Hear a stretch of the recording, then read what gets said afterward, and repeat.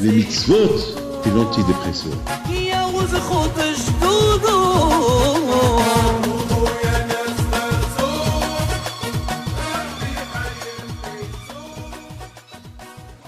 Peshut, Morev Rabotai, aujourd'hui, je fais ce cours-là, ce shiur, et Nishmat, ma tante, Zechona Lebracha, Sulika, Lala Sulika, Bat Mesouda, Zechona Lebracha. Après, je vous raconte l'histoire, une belle histoire. Et là, je l'ai déjà raconté hier, la semaine dernière. Dans la paracha de Shmini, Hachamim ils disent que Moshe Rabbeinu alav shalom, combien de temps ça lui a pris pendant les 7 jours, Shivat Yemim Miluim, les 7 jours, avant que la Shekhinah est descendue, avant que Hachem s'est installé dans le Mishkan. Moshe Rabbeinu, pendant 7 jours, Boné Farek, il construit le Mishkan et il démonte le Mishkan, le tabernacle. Le Mishkan, c'est l'endroit où Akadosh Baruch Hu, il va résider avec Am Israël. Quelque part, Akadosh Baruch Hu, il veut à partir de, une fois que les Bnei Israël ils ont fauté avec le Hegel, Akadosh Baruch Hu, il ne veut plus les laisser tout seul. C'est comme un enfant qui a besoin de la présence de son père, de la surveillance de son père tout le temps. Jusqu'à maintenant, à Israël, ils ont reçu la Torah, ils étaient autonomes, ils étaient grands. Et maintenant, après quelques semaines, comme Moshe Rabbeinu n'était pas présent, ils ont fait le veau d'or, alors quand je leur a dit, ça y est, ועשו לי משכן ושכנתי בתוכם. בתוכו לא נאמר, בתוך כל אחד ואחד. Jésus a dit, maintenant à partir d'aujourd'hui, vous allez me faire une maison, et ma maison elle va être parmi vos maisons. Je vais être avec vous. ושכנתי בתוכם.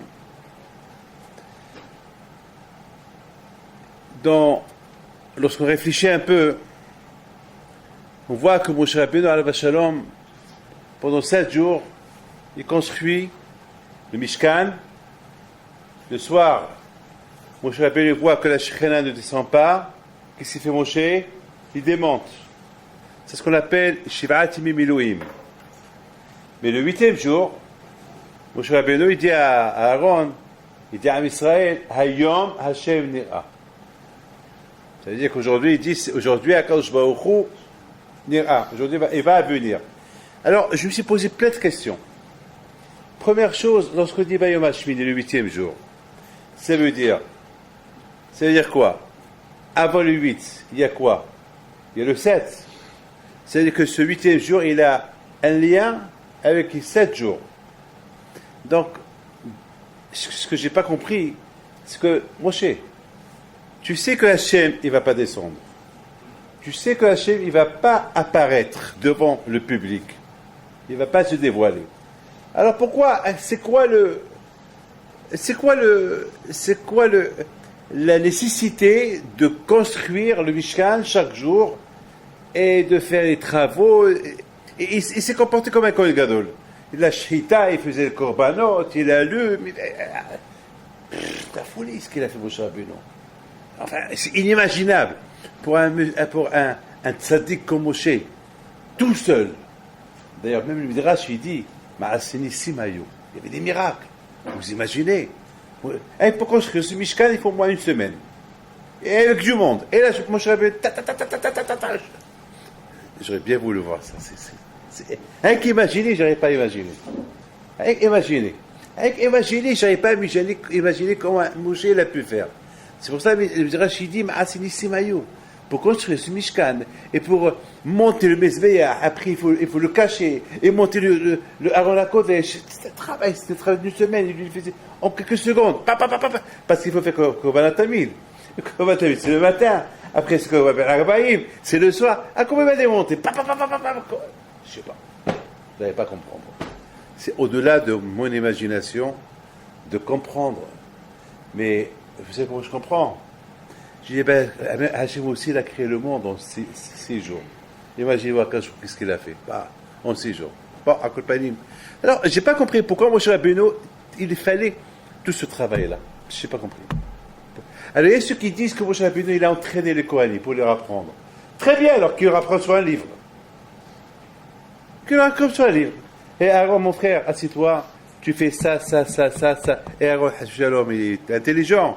Mais pourquoi est-ce qu'il apprend à Aaron comment? Écoute, aujourd'hui, est-ce que Moshe était un technicien pour faire tout ce qu'il a fait? C'est un comment, c'est ici. Attends, c'est un miracle. Alors, puisqu'ici on parle de miracle, alors continuons les miracles. Moshe Rabbeinu, il apprend à Israël, à Aaron, son frère, et ses enfants. Voilà votre travail, bam. Mais pourquoi? J'ai beaucoup réfléchi à ça, ça m'a pris du temps pour essayer de comprendre. Vous savez, toujours lorsque je pense, j'imagine. Le kouah ad-dimayon, imaginer. Il faut toujours imaginer. Tu fais une avera, tu imagines le onesh de la avera. La faute, tu fais une avera, tu imagines. Vous savez, une fois, j'ai lu qu'une fois le grand de Vilna, il allumait une bougie. Il allumait, il mettait ses mains dans la bougie. Il touchait la bougie, le feu. Et tout de suite, il se prenait. Lorsqu'il lui a dit, pourquoi tu fais ça? Il leur a dit, j'imagine le feu de Gehinnom. Lorsque quelqu'un qui faute, le feu de Gehinnom. Et le feu de Gehinnom, c'est pas comme le feu que nous avons ici. Moi, j'aime beaucoup imaginer la chose. J'aime imaginer. Pour comprendre, pour mieux comprendre, pour ancrer la émouna dans mon cœur. Donc, à Boutaï, je voulais comprendre un peu tout ce igna de Moshe Rabbeinu, pourquoi il avait besoin, Moshe Rabbeinu, de faire tout ce travail bonnet, mfaré, qui construit, il démonte. Et après, ce qui est le plus beau, c'est Bayom Hashmini. Ça veut dire que, mettons le 8e, ça veut dire que tout ce que j'ai fait, tout ce que Moshe Rabbeinu a fait en 7 jours, c'était pour rien. C'est pour rien. Il dit à Israël, attends, il leur dit, vous savez quoi, mais aujourd'hui il va apparaître. Alors, puisque c'est aujourd'hui qu'il va apparaître, alors pourquoi le premier jour, le deuxième jour, le troisième jour, le quatrième jour, cinquième, 5, 6, 7, tu construis le tabernacle, tu le démontes, pourquoi? Apprends à Aaron et ses enfants les halachot. Et c'est tout. Et khalas. Devant tout le monde, tu vas faire monter le Mishkan et la Shekhinah va descendre. Ah, pourquoi? D'ailleurs, même, je ne sais pas si vous avez lu le Rashi, il y a un Midrash qui dit, si je ne me trompe pas, il y a un Midrash qui dit que même les Bnei Israël sont venus chez Moshe Rabbeinu. Ils ont dit, Moshe, mais on voit que la Shekhinah ne descend pas. Peut-être que la Shekhinah n'est pas content de nous. Il ne nous a pas encore pardonné. Parce que ça fait 7 jours. Ça veut dire, il y a un lien ici. D'après vous, c'est que Moshe Rabbeinu, il attendait que la Shekhinah va descendre le premier jour, ou le deuxième jour, ou le troisième. Puisque le 8e jour, il dit Hayom. C'est aujourd'hui, pas hier. Aujourd'hui et pas avant-hier. Alors pourquoi c'est 7 jours? Donc il y a Machéokan. Il y a quelque chose. Et vous allez voir. La Torah, elle est super. Mais avant que je vous réponde à ça, il y a Shabbat dernier, je mangeais chez quelqu'un ici à Paris. Et on parlait un peu des tzadikim.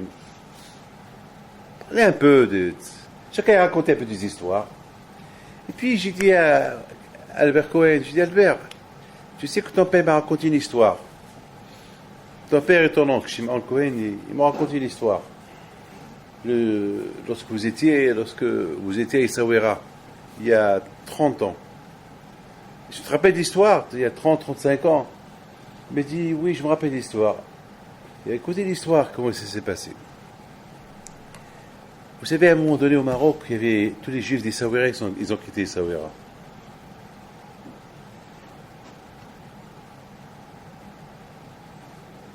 Et à un moment donné, Essaouira, c'est une ville vide. Même la Iloula, il ne faisait pas la Iloula. Aujourd'hui, il y a 2000, 3000 personnes. Aujourd'hui, dans l'année, il y a 20 000, 30 000 juifs qui vont pendant toute l'année, elle est pèlerine Rabbi Haim Pinto. Il y avait à un moment donné, pendant 30 ans, il n'y avait même pas Minyan à Essaouira. Et le jour de la Hilula de Rabbi Haim Pinto à Essaouira, il n'y avait même pas 5 personnes sur le kévé de Rabbi Haim Pinto. Aujourd'hui, on va là-bas, on voit. Il y a une époque, je me rappelle, j'étais là-bas, il n'y avait rien. J'ai de la peine, hein. Beaucoup de la peine. Une fois, il me raconte les frères Cohen qui vont de la Mahia Essaouira, c'est eux qui vont de la Mahia Essaouira, me racontent que la veille de la Hilula de Rabbi Haim Pinto, le 26 Elul, il y avait Shimon, il y avait Meir Cohen, il y avait David Loeb, il y avait 4 ou 5 juifs, pas plus, qui sont venus à la maison de Rabbi Haim Pinto pour faire Arbit Yahid. Minyan n'y avait pas. Ils étaient tous assis dans la chambre de Rabbi Haim Pinto. Ils ont allumé les veilleuses et ils ont commencé à faire la prière chez Ma'arot, seul Yahid. Et à un moment donné, il y a un juif qui a commencé un peu à pleurer. Il a dit Ahsra. Aïe, aïe, aïe, comme c'était avant et comme c'est devenu maintenant. Ben, hein. Beaucoup de fois, je vous dis, hein, ben, beaucoup de fois, ça me manque le temps de la yeshiva. Ça me manque. Écoute, maintenant, à mon âge, je peux profiter un peu de la vie. Baruch Hashem, j'ai dit yeshivot et Baruch Hashem, je suis content. Mais malgré tout, qu'est-ce que je donnerais pour retourner à la yeshiva? Mais l'époque d'avant, pas l'époque d'aujourd'hui, non. Lorsqu'il n'y avait ni mazgan, il n'y avait ni conditionné, il n'y a rien. On dormait par terre, mangeait batata, il n'y avait rien. Il n'y avait rien. Même à Michel, à mon époque, c'était pas... C'était le père du Rosh Kollel qui était là-bas, le Rosh Yeshiva, je me rappelle, c'était la haniyut, les yeshivot, Olam Torah, c'était pas ce qu'il y a, pas le matériel aujourd'hui. À l'époque, on n'avait rien du tout. Donc, ça manque. Bémet, ça manque pas. C'était, à l'époque, on étudiait la Torah Lishma. On étudiait la Torah, c'est mamash pour étudier. Et on devait réussir. Il fallait réussir. On n'avait pas le choix. On devait réussir. Et voilà, il me raconte, c'est la famille Cohen, ils me disent qu'à un moment donné, ils étaient en train de penser. C'est une histoire qu'ils m'ont racontée il y a longtemps, il y a plus de 30 ans. Et qu'on a commencé à rappeler ça entre nous la semaine dernière. Et ils pensaient, Haval, à l'époque, il y avait du monde, là, les personnes, il n'y avait pas. Et à cet instant-là, le verre de Rabbi Haim Pinto, de la veilleuse, et s'est illuminé. Il y avait comme elle a fait une grande flamme, et les gens, chacun, ils ont commencé à voir, et à un moment donné, bon, chacun regarde l'autre. Est-ce que c'est moi que tu as vu? Est-ce que c'est moi je suis seul qui a vu? Est-ce que toi tu as vu? Mais personne n'a rien dit. Une fois qu'ils sont tous sortis dehors, ça leur donnait un peu de joie. Alors là, Shimon Cohen, il dit à David Cohen, il se commence avec Meir Cohen. Meir, tu as vu ce que j'ai vu? Ben oui, et toi tu as vu ce que j'ai vu? Et toi tu as vu? Et toi tu as vu? Ils ont vu. Alors ça veut dire, le message il est clair. Le message il est que même qu'il n'y a pas des juifs, ça ne veut pas dire que... Ça veut dire la présence. Il n'y a pas un endroit, ça veut dire que la présence du tzaddik qui était même à la... Ça veut dire que même qu'il n'y a personne, le fait qu'il soit venu que 5 personnes, la présence elle est là, le tzaddik il est là. C'est tout. Ça veut dire que ces tzaddikim, ils sont arrivés, écoutez bien. Je raconte ce que j'ai dit ce matin. Vous savez que Rav Kaufman, mon Rav, chaque année il vient ici. Il a appelé Hanania la semaine dernière, il y a 2 semaines. La veille de Pessah, malheureusement, il ne pouvait pas venir parce qu'il était fatigué. Et puis voilà, il appelle Hanania, voilà comment je vais faire. Alors moi je dis à Hanania, dis-lui ce que j'ai l'habitude de lui envoyer chaque année, je lui envoie, c'est pas la peine qu'il se dérange. Je dis à Hanania, prends son numéro de compte, tu lui envoies. Il m'appelle cette semaine. Il bégayait, tellement qu'il était content qu'il a reçu ce qu'il reçoit chaque année sans qu'il est venu. Alors, je lui dis, Rav, tant que je peux, je le fais. Il me dit, quand je peux venir vous voir? Je dis, ne vous dérangez pas. Il me dit, non, mais c'est important pour moi de venir. Je dis, pourquoi vous voulez venir? Il me dit, pas, je veux venir vous dire merci. Si vous n'êtes pas vous déranger de l'Angleterre pour venir me dire merci, c'est pas la peine, je ne veux pas que vous venez. C'est pas possible que je reçois et je dis pas merci. Je dis, ben voilà, vous dites merci au téléphone. C'est pas pareil. Je dis, et après il me répète, il me dit, Rabbi David, ne croyez pas que je vais venir pour vous redemander d'argent. Merci pour ce que vous m'avez donné. C'est au-delà de mon imagination. Donc, Hashu Shalom, je veux simplement venir vous dire merci et retourner. Et voir vos enfants et discuter avec eux, voir le travail qu'ils font, et je retourne. Alors j'ai écouté ça. J'ai dit, tu vois, c'est ça la Torah. La Torah, c'est la Torah qui t'apporte au Maasé. C'est pareil qu'étudier sans que la Torah te pousse. La Torah me vient aider Maasé. Voilà. Le Rav, il étudie la Torah, et voilà. Hakaratatov. La reconnaissance. Maasé. Reconnaissance. Et la reconnaissance, c'est même pas par téléphone. Et la reconnaissance est venir sur place et dire merci. Chose que je ne veux pas, mais c'est lui qui tient tête. Mes amis Rabotaï, ça veut dire que là aussi, le tzaddik de l'autre monde, il voit qu'il y a des gens qui viennent, il n'y a même pas Minyan, mais il vient pour son zéchout, alors il montre qu'il est là, sa présence est là, je suis là. Rabotaï, mon cher Rabbeinu alav shalom, écoutez bien, il veut montrer à Israël, il veut leur enseigner un enseignement et Hachem est d'accord avec lui. Et HaKadosh Baruch Hu est d'accord avec lui. Ça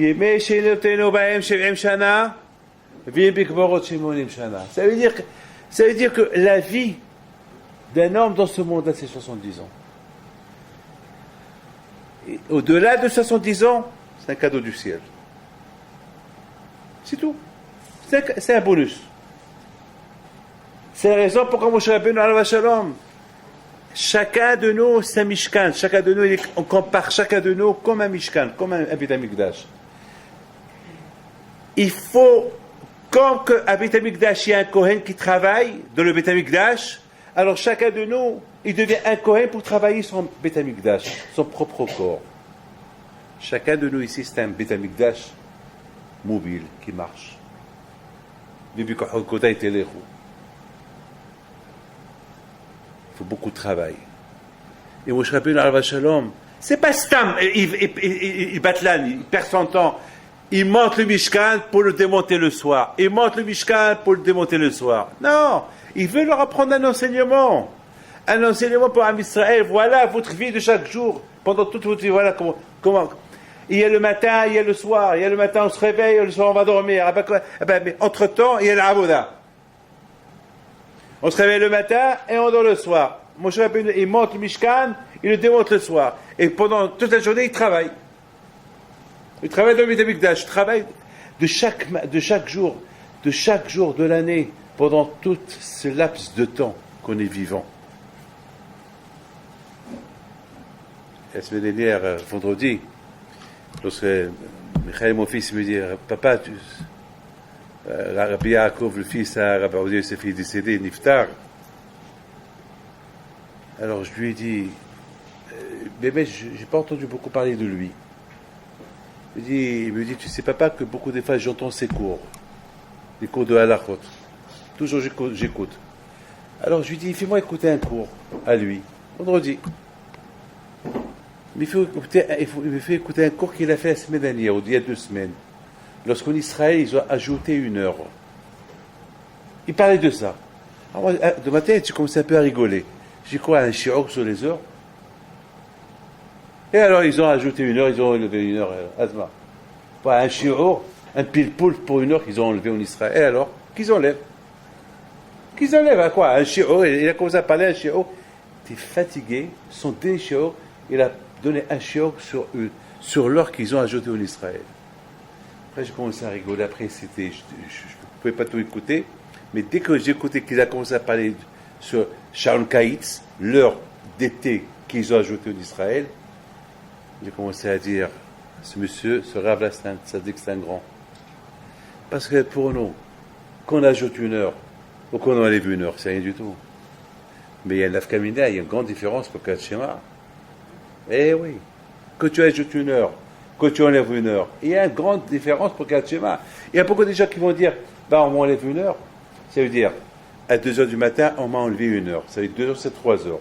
J'ai l'habitude de me lever le matin à 6 heures, yeah. Alors ça veut dire que je vais me lever, mettons, 6 heures, ça veut dire combien? 7 heures. Ça veut dire que j'ai perdu une heure. Alors que je vais dire, ben, je vais donner une heure en plus, comme ça, ils m'ont eu, moi aussi je les ai eu. Eux, ils m'ont enlevé une heure, alors moi aussi j'ai ajouté une heure au lit. Mais tu as ajouté une heure au lit. Tu as ajouté une heure dans le lit. Mais tu as perdu une heure à l'ahmar. Tu as perdu une heure de Torah. Tu risques même de perdre Kat Shema, l'heure de Kat Shema.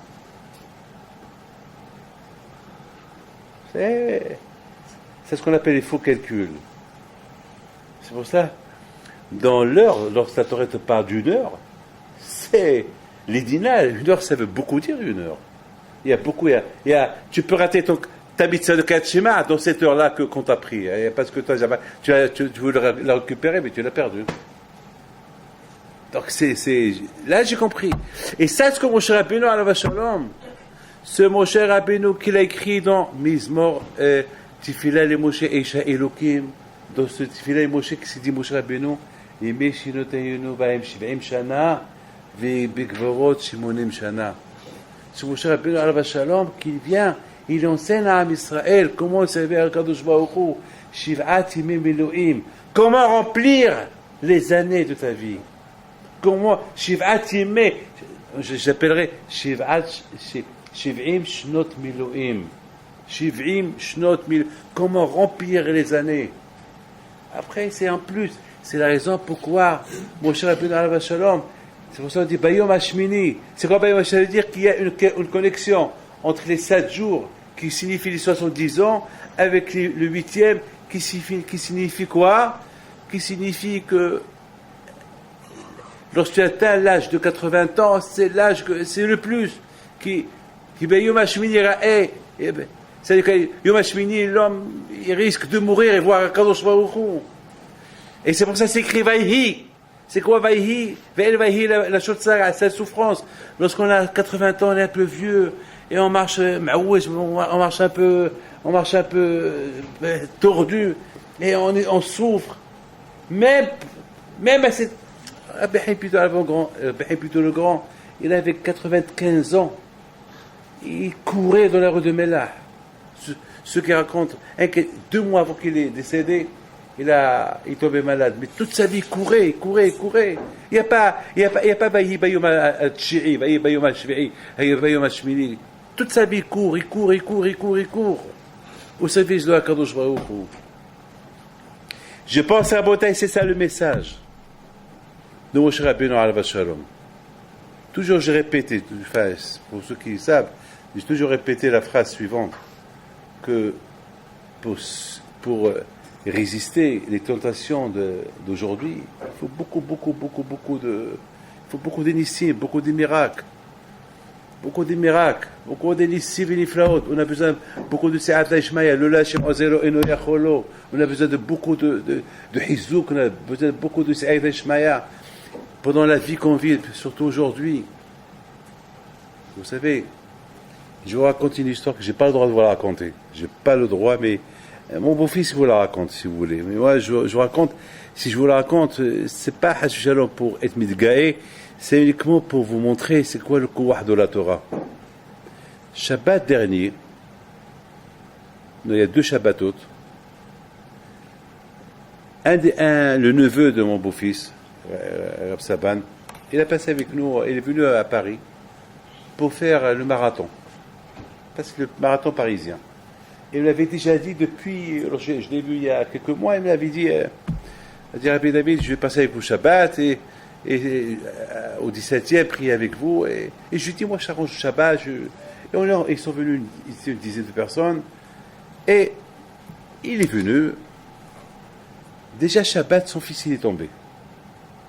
Et Shabbat même il l'a pris à l'hôpital. Ici à Paris. Il est tombé. Bon. Mais il est venu à la synagogue. Il est venu, arrive Shabbat matin. Et tout est bien. Entre-temps, il vient me voir mardi pour me dire au revoir parce qu'il voyage. Il me dit, Rabbi David, je peux vous poser une petite question. Il y avait sa femme, ses enfants, il y avait aussi Yitzhak Zaban avec lui. Je dis, oui, qu'est-ce qu'il y a?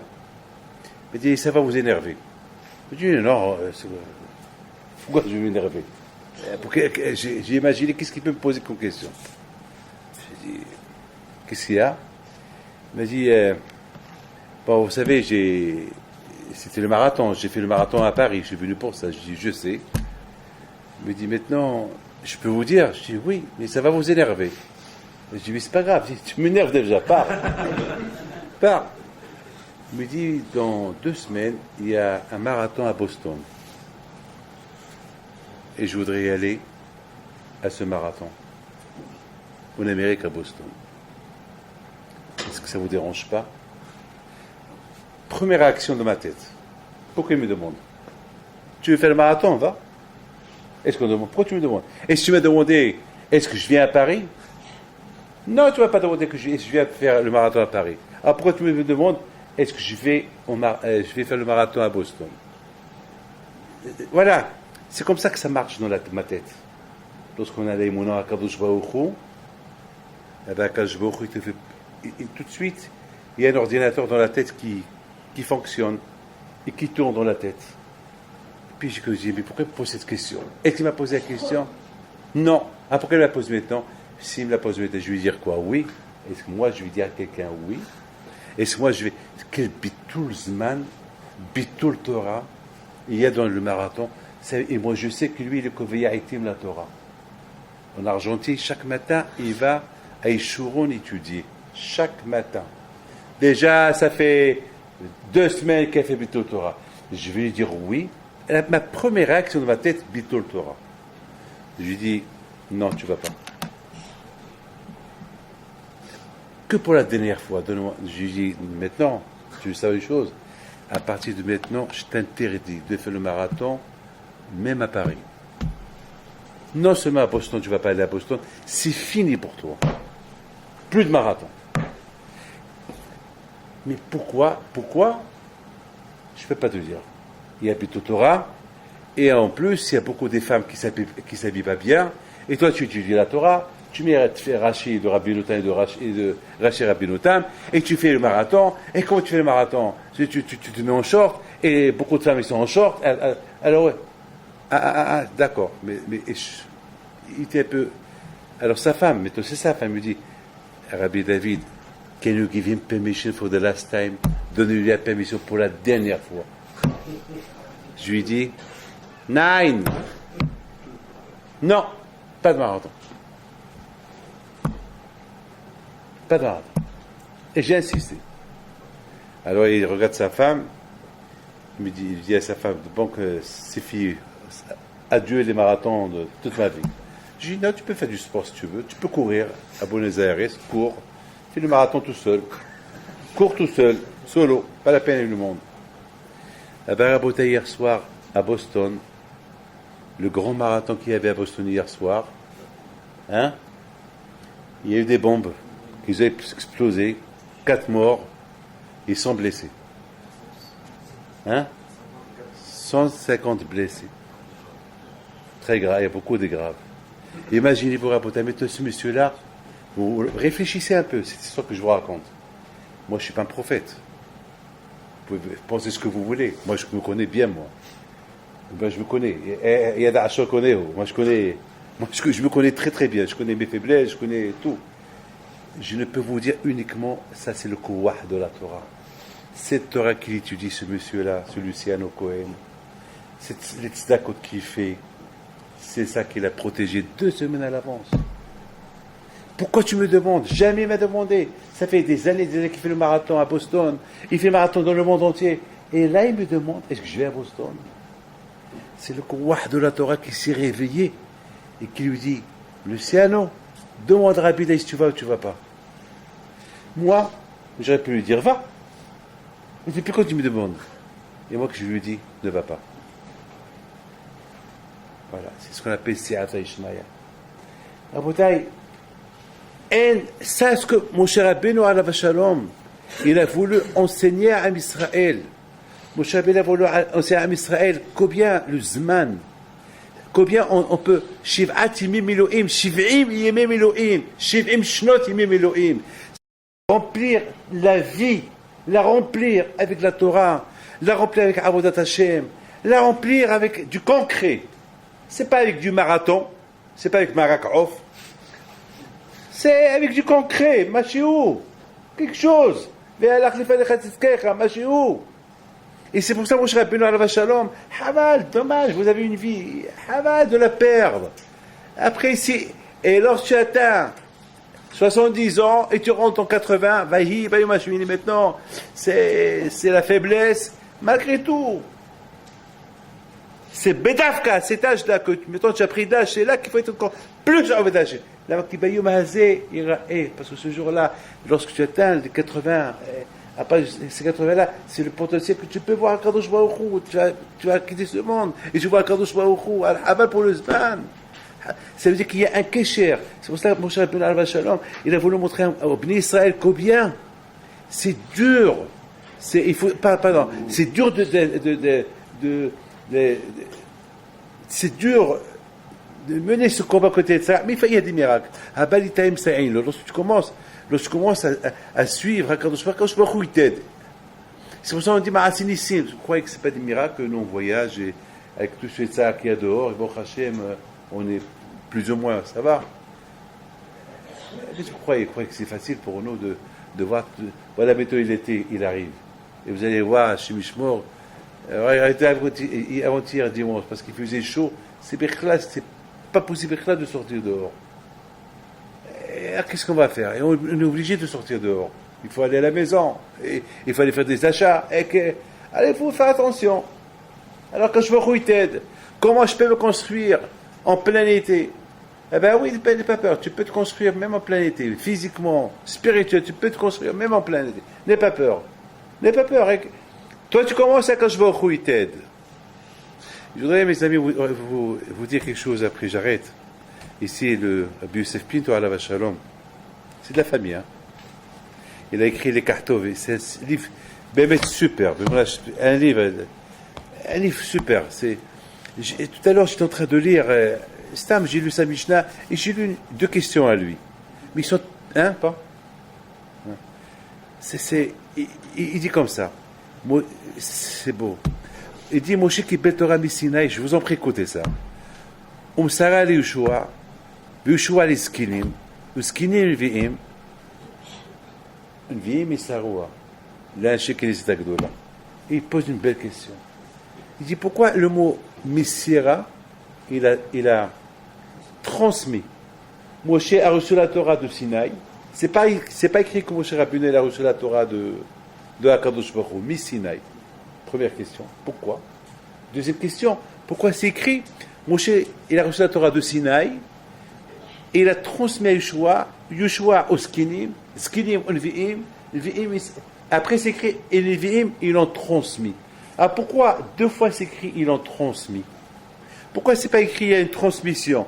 Moshe à Yeshua a transmis aux Skinim, les Skinim ont transmis aux prophètes, et les prophètes, ils ont transmis aux Anshei Knesset qui étaient les rabbanim, les grands rabbanim de l'époque. Pourquoi il y a le mot transmettre, c'est écrit que Moshe à Yeshua et les prophètes aux Anshei Knesset? Pourquoi il n'y a pas transmis à chaque fois? Ou bien, on n'écrit pas transmis. Moshe, il a transmis la Torah à Yeshua aux Skinim, Skinim aux Vi'im, Vi'im et après c'est écrit c'est qui eux les 3 les gens des 3 choses des enseignements. Ça c'est une belle question. Jamais vous êtes posé cette question? Moi je me suis jamais posé, pourtant je l'ai dit chaque année et jamais je me suis posé cette question. C'est une belle question, non? Non ou pas? Oui ou pas? Vous avez une réponse? Peut-être. Alors j'ai commencé à réfléchir. Dans la vie, il faut réfléchir. Alors, comment on réfléchit? Hein? Dites-moi comment on réfléchit. Monsieur Marciano, comment on réfléchit? Hein? On est médamé. On fait le kouahad dimion. On imagine. Alors, qu'est-ce qu'on imagine? On imagine ce grand feu qu'il y avait dans Har Sinaï. Ce grand feu. Et Moshe Rabba qui marche dans le feu. Et lorsque Israël, ils ont reçu la Torah. Yoshua était là. Quelle génération! Dor Dea, la génération des tzadikim. Ils ont entendu la voix d'Hachem. Voilà comment j'imagine les choses. Et j'imagine Moshe qui belle Torah mi Sinaï. Parce que tout Sinaï, c'était qui regarde à la Hachem. Il y avait Hakadosh Baruch Hu là-bas. Donc, tout ce qu'il y avait à Sinaï, c'était Kedusha. C'était le feu. Il n'y avait que du feu. Il y avait Sinaï, Bo'er Ba'esh. Il n'y a que du feu. Que le feu. Et la Torah, c'est du feu. Donc, Moshe Rabbeinu, il a reçu la Torah du feu. Sinaï. Il n'a pas dit, c'est pas écrit que Hakadosh Baruch Hu l'a donné à Moshe Rabbeinu. Pourquoi? Parce que Hakadosh Baruch Hu il a donné la Torah à toi, à Israël. Anochi Hashem Elokecha. Alors c'est à tout le monde. Moshe était avec le Shaliach. Mais étant donné qu'il était à Sinaï, alors on dit Moshe qui belle Torah mi Sinaï. Étant donné que tout le monde était là dans ce Mahamad, donc Moshe Rabbeinu, ce qu'il a reçu, il a transmis. Parce que ce qu'il a transmis, ils étaient déjà là. Ils ont entendu la voix d'Hachem. Ils étaient dans et les générations de l'époque, les skinim qui étaient avec Moshe Rabbeinu, Yoshua qui était l'élève de Moshe Rabbeinu, donc il pouvait recevoir toute la transmission, tout ce que Moshe Rabbeinu il a étudié chez Hakadosh Baruch Hu, Moshe il pouvait le transmettre à Yoshua, et Yoshua il a transmis aux skinim qui étaient avec lui, et les skinim, et il a transmis aux prophètes, parce qu'à l'époque il y avait aussi des prophètes, plein de prophètes. Mais lorsque le Beit HaMikdash, à l'époque de Anshe Knesset Gedola, que le Beit HaMikdash a été détruit, et que ce qu'on appelle Yeridat HaDorot, ça maintenant c'est plus comme avant. C'est la rabotaille, il y a une différence lorsqu'on est à la Yeshiva, et lorsqu'on est en dehors de la Yeshiva. Lorsqu'on est à la Yeshiva avec les rabbanim, on est comme des rabbanim. Mais là, lorsqu'on est en dehors de la Yeshiva, là tu es tout seul. Tu es tout seul. Alors quoi? Sauf s'il faut beaucoup de kohot. Beaucoup de force. C'est ce qu'on appelle, à l'époque de Anshe Knesset Gedola, le Beit HaMikdash, le premier, a été détruit. Mais il n'y a plus de prophètes, c'est fini, il n'y a plus de prophètes. Ceux qui ont reçu la Torah, ceux transmis de Moshe Rabbeinu, c'est eux, ça y est. Maintenant, ils voient qu'il n'y a plus de... C'est eux, c'est les derniers. Qu'est-ce qui reste? La nouvelle génération, c'est Anshe Knesset Gedola, c'est les rabbins. Alors, il faut tout le transmettre. Pour la dernière fois, là, on vous donne. Tout ce que nous avons, on vous le donne. Après, plus rien. C'est pour cela, Rabotai, Moshe Rabbeinu alav shalom, il était obligé. Il était obligé, Moshe Rabbeinu alav shalom, de montrer à Israël comment servir à Kadosh Baruch Hu. Chaque juif, Rabotai, c'est un mikdash me'ad. Chaque juif, c'est un bit mikdash. Chaque juif, il doit se faire travailler les midot. Chaque juif, il doit non seulement se travailler les midot, mais se travailler toute une vie. C'est pas quelques jours, toute une vie. Moi, je voudrais par d'honneur que lorsque j'ai écouté 1 minute du shiur de ce Rabbi Yaakov alav shalom, Rabbi Yaakov Yosef, qui parle presque, ça fait, il avait déjà la grave maladie, il lui restait quelques jours, une semaine à vivre. Et de quoi il parle? Il parle de la grandeur de l'or. Je me suis dit, quelqu'un qui parle de l'importance de l'or, combien l'or elle a une importance, alors c'est qu'il doit être un tzaddik. Eh bien, Rabotai, c'est ce que Moshe Rabbeinu alav shalom a voulu montrer à Israël. L'importance de la vie, pas que des heures, des jours, des semaines, des mois, des années. Mais lui, il leur parle d'une vie. Combien il faut les remplir, comme c'est écrit sur Abraham Avinu. Comme c'est écrit sur Abraham Avinu. Hazak.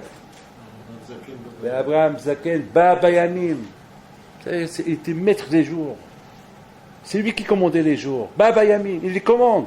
C'est pas c'est les jours qui le commandent.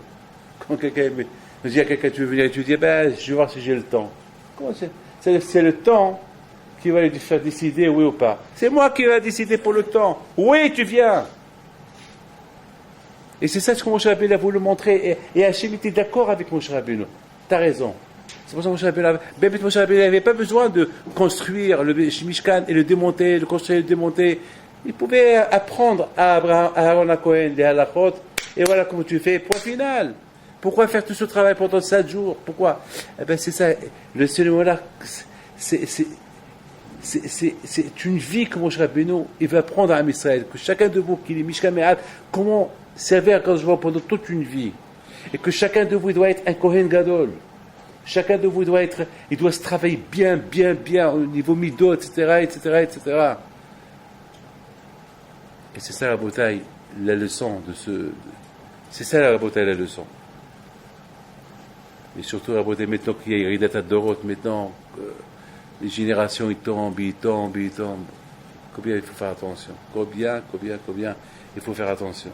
Mais d'autre côté la bataille, lorsqu'un homme comme ce Luciano Cohen, le nes que Hachem lui a fait, parce qu'il aime la Torah, alors quand je vois où il a aidé. La Torah Magina Matsuri.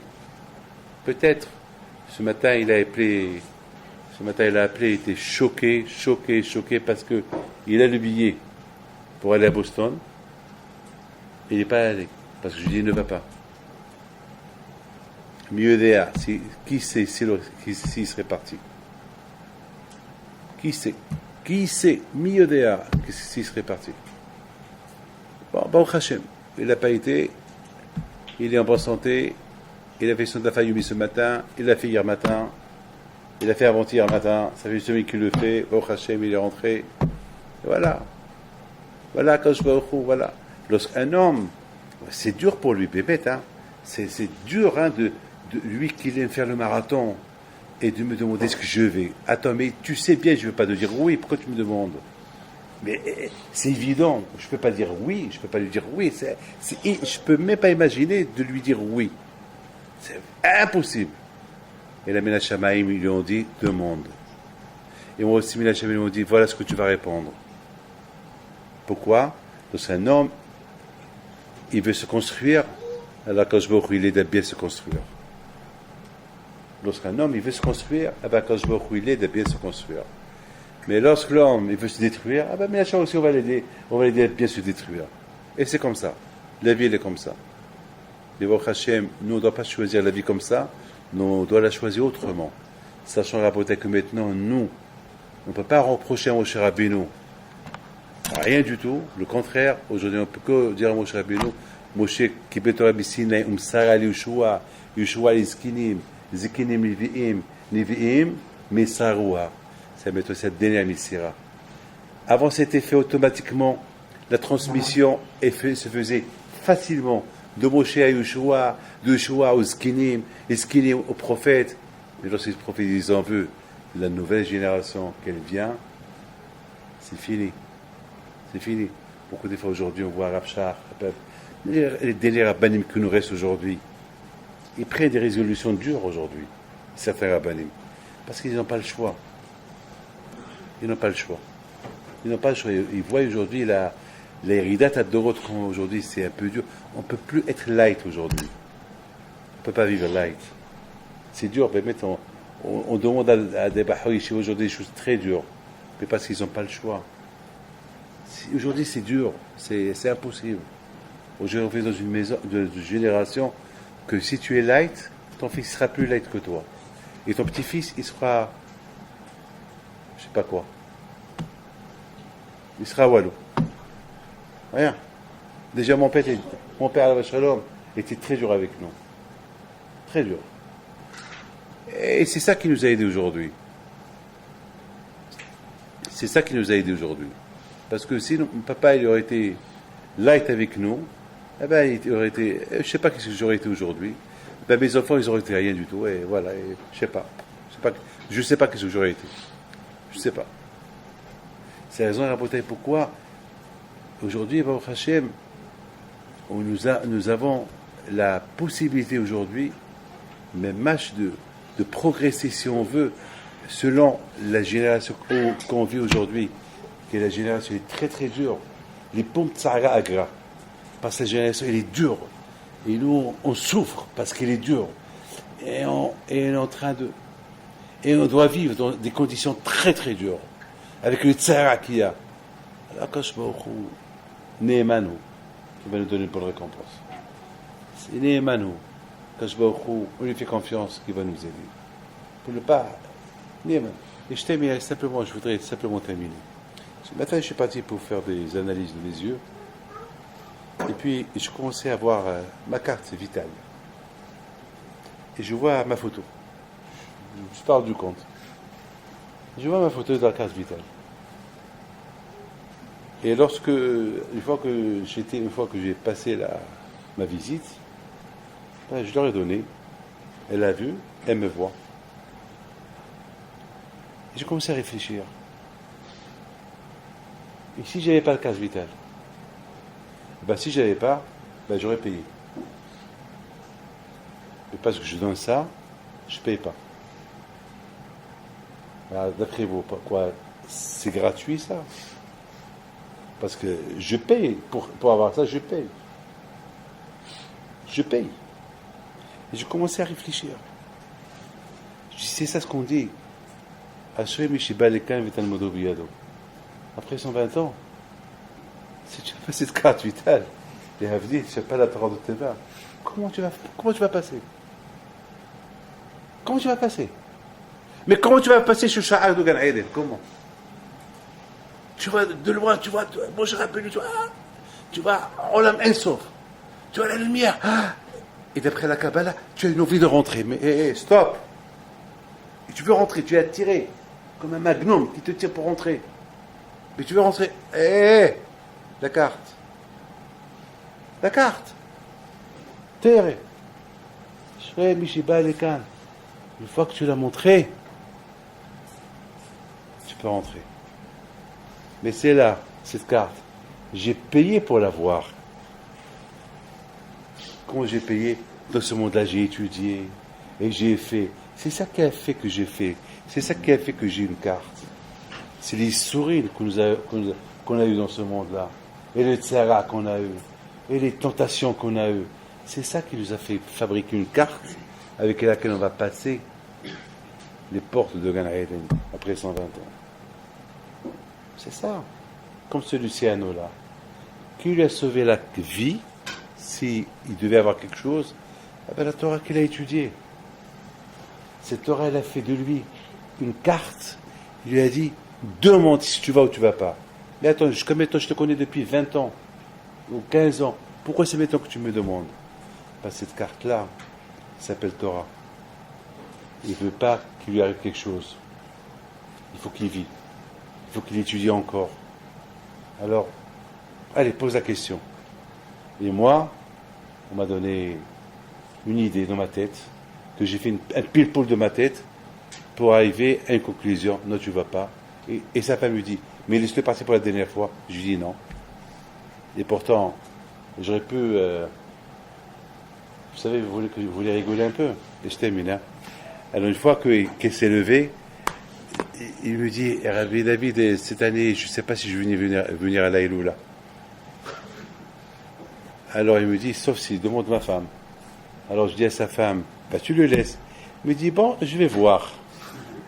Je dis, alors, tu me rends la monnaie parce que je t'ai dit de ne pas aller au marathon. Je préfère qu'il ne vienne pas, mais qu'il ne va pas au marathon. Regardez les tsagas. J'aurais pu lui dire maintenant, à la fin, bon, alors, on fait un deal. Il va au marathon, il vient à l'Aïloula, il aurait été content. Tout le monde aurait été content. Mais non, c'est pas ça ce qu'Hachem veut. Alors, il s'agit de la Torah, et le Zman de la Torah, il n'y a pas de Hiloula. Mais là, il est de côté. La Torah, ça passe avant tout. Voilà. Allez, que Hachem vous aide. Et Baruch Haba, le Shkolel. Que Hachem vous donne à vous tous, Baruch Haba. بنبيت بنتو اللونا نسيتو الهرب بنبيت بنتو نوضو يا العيالات صغار